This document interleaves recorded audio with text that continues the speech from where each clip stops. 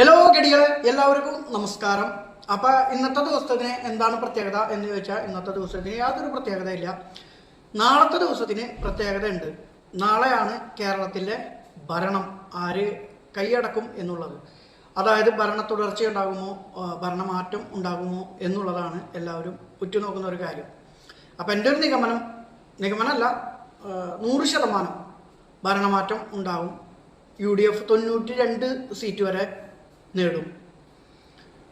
അതിൽ ലീഗിന് കൊടുത്തിട്ടുള്ള സീറ്റുകളിൽ ഒന്നൊഴികെ എല്ലാ സീറ്റും ലീഗും തൂത്തുവാരും. ഇനി എല്ലാവരും ഉറ്റുനോക്കുന്ന മറ്റൊരു കാര്യമാണ് NDA കേരളത്തിൽ അക്കൗണ്ട് തുറക്കുമോ എന്നുള്ളൊരു കാര്യം.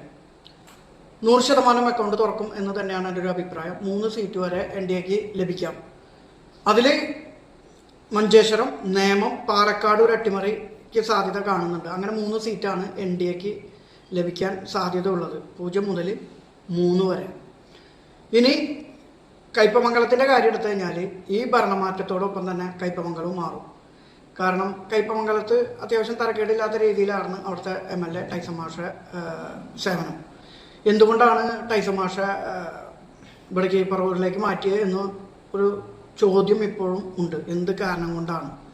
അതും ഒരു പ്രതിപക്ഷ നേതാവ് മത്സരിക്കുന്ന ഒരു മണ്ഡലത്തിലേക്ക് അവിടെ ടൈസൺ മാഷ കൊണ്ടുവരേണ്ട വല്ല കാര്യം ഉണ്ടായിരുന്നോ എന്നുള്ളൊരു ചോദ്യമാണ് അടുത്തത്.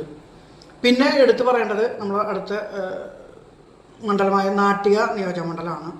അവിടെ മുൻ MLA മുകുന്ദനാണ് മത്സരിക്കുന്നത്. അദ്ദേഹം മുൻ MLA CPI ആണെങ്കിൽ അദ്ദേഹം മത്സരിക്കാൻ പോകുന്നത് ഇപ്രാവശ്യം BJPക്ക് വേണ്ടിയിട്ടാണ്. അതിൻ്റെ തലേദിവസം വരെ കള്ള മൂന്ത എന്ന് മുദ്രാവാക്യം വിളിച്ച NDAക്ക് വേണ്ടിയിട്ടാണ് മൂന്തൻ മത്സരിക്കുന്നത്.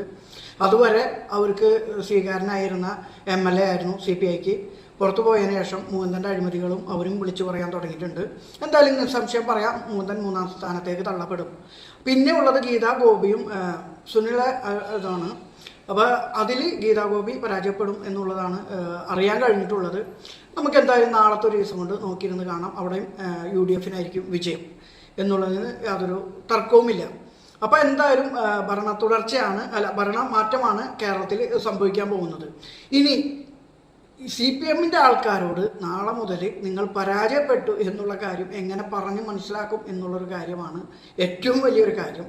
അപ്പോൾ എന്തായാലും 100 സീറ്റ് ലഭിക്കാൻ സാധ്യതയില്ല. എന്തായാലും 92 എൻ്റെ ഒരു കണക്ക് വെച്ചിട്ട് എൻ്റെ ഒരു നിഗമനം. അപ്പോൾ അടുത്തൊരു വീഡിയോ ആയിട്ട് നമുക്ക് വീണ്ടും കാണാം. അതുവരെയ്ക്കും നിങ്ങളുടെ സ്വന്തം കാക്കു. ബായ്.